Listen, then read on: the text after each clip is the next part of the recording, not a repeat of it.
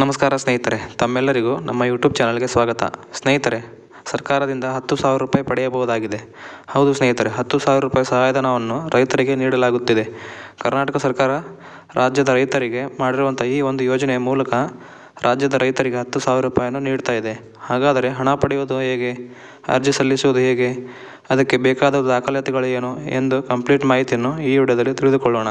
ಅದಕ್ಕೂ ಮುನ್ನ ನೀವಿನ್ನೂ ನಮ್ಮ ಚಾನಲನ್ನು ಸಬ್ಸ್ಕ್ರೈಬ್ ಮಾಡ್ಕೊಂಡಿಲ್ಲ ಅಂದರೆ ಸಬ್ಸ್ಕ್ರೈಬ್ ಮಾಡ್ಕೊಳ್ಳಿ. ಹಾಗೆ ಈ ವಿಡಿಯೋಗೆ ಒಂದು ಲೈಕ್ ಮಾಡಿ, ಜೈ ಕಿಸಾನ್ ಎಂದು ಕಮೆಂಟ್ ಮಾಡಿ. ಸ್ನೇಹಿತರೆ, ಸರ್ಕಾರದಿಂದ ರೈತರಿಗಾಗಿ ಮಾಡಿರುವಂಥ ಈ ಯೋಜನೆಯ ಮೂಲಕ ರೈತರಿಗೆ 10,000 ರೂಪಾಯಿ ಸಹಾಯಧನವನ್ನು ನೇರವಾಗಿ ರೈತರ ಬ್ಯಾಂಕ್ ಖಾತೆಗೆ ಜಮಾ ಮಾಡಲಾಗುತ್ತಿದೆ.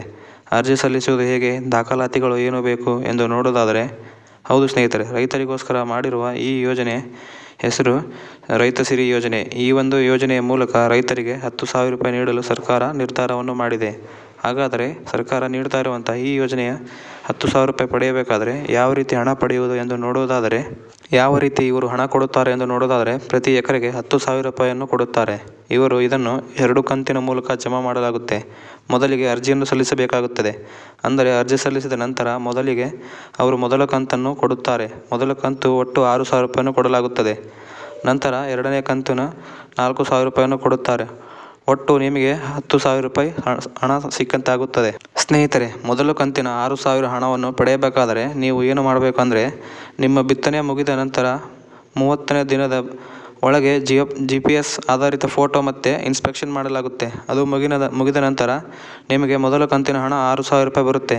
ಆಮೇಲೆ ಎರಡನೇ ಕಂತಿನ ಹಣವನ್ನು ನಿಮ್ಮ ಖಾತೆಗೆ ಜಮಾ ಮಾಡಲಾಗುತ್ತೆ. ಹಾಗಾದರೆ ಈ ಯೋಜನೆಗೆ ಅರ್ಜಿ ಸಲ್ಲಿಸೋಕೆ ಬೇಕಾಗಿರುವ ಅರ್ಹತೆಗಳೇನೆಂದು ನೋಡೋದಾದರೆ, ರೈತರಾಗಿರಬೇಕು ಮತ್ತು ಅವರ ಹೆಸರಿನಲ್ಲಿ ಜಮೀನು ಇರಬೇಕು.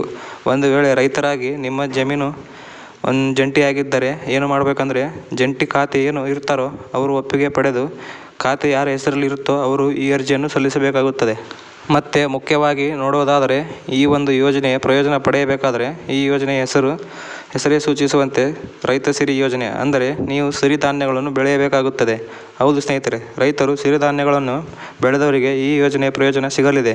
ಯಾವ ಸಿರಿಧಾನ್ಯ ಎಂದು ನೋಡೋದಾದರೆ, ಅರಿಕೆ, ಕೊರಲೆ, ಸಾಮಿ, ನವಣೆ ಹಾಗೂ ಇತ್ಯಾದಿ ಸಿರಿಧಾನ್ಯಗಳನ್ನು ಬೆಳೆದರೆ ನಿಮಗೆ 10,000 ರೂಪಾಯಿಯನ್ನು ಕೊಡಲಾಗುತ್ತದೆ. ಹಾಗಾದರೆ ಸ್ನೇಹಿತರೆ, ಈ ಯೋಜನೆಗೆ ಬೇಕಾಗುವ ದಾಖಲೆಗಳನ್ನು ನೋಡೋದಾದರೆ, ರೈತರ ಆಧಾರ್ ಕಾರ್ಡ್, RTC ಹಾಗೂ ಇತರೆ ಭೂ ದಾಖಲೆಗಳು ಹಾಗೂ ಇನ್ಕಮ್ ಸರ್ಟಿಫಿಕೇಟ್, ಅಡ್ರೆಸ್ ಪ್ರೂಫ್ ಹಾಗೂ ಇದರ ಜೊತೆಗೆ ಬ್ಯಾಂಕ್ ಪಾಸ್ಬುಕ್ಕಿನ ಜೆರಾಕ್ಸ್ ಬೇಕಾಗಿರುತ್ತದೆ.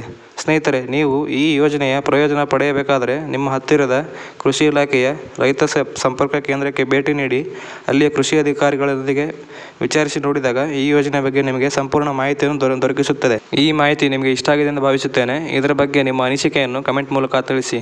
ಧನ್ಯವಾದಗಳು.